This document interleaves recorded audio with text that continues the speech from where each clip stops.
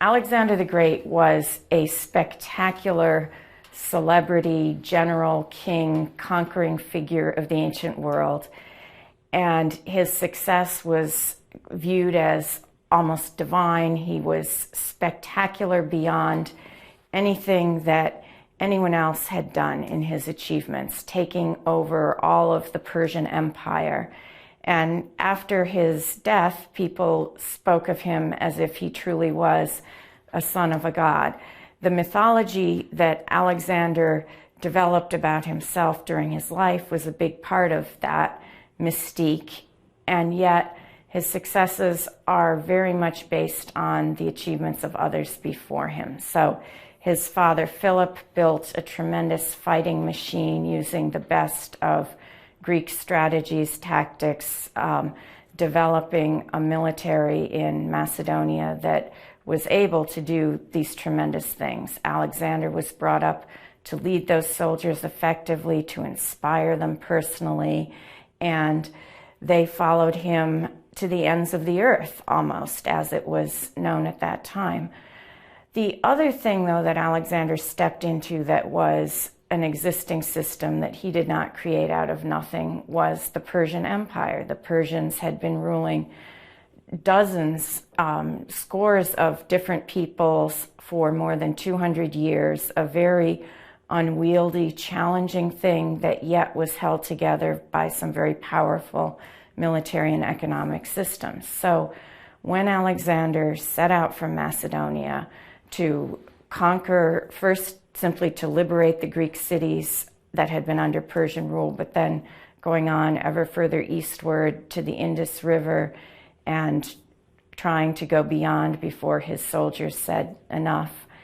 He was moving into territory that others had governed before, and he was very skilled at taking the best from their systems and stepping into those systems.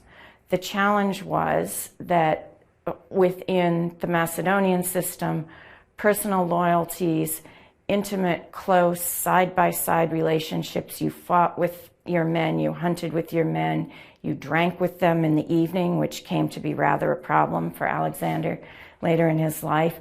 These personal ties were the heart of it. But for the Persian system, distance and reverence for the Persian king was built into the structure. And as Alexander had to govern people who were used to working within the Persian system, all these different peoples were accustomed to a kind of behavior that was the furthest thing in the world from what Macedonian soldiers were interested in. And so Alexander, late in his life, was really struggling with some great successes, but also some real tensions to find a way for the strengths of the personal loyalties, the personal ties of the Macedonian and Greek world to keep on being the strength of his leadership, even while he brought in peoples from all of the areas he had conquered, Persians, Bactrians, people that had had leadership roles previously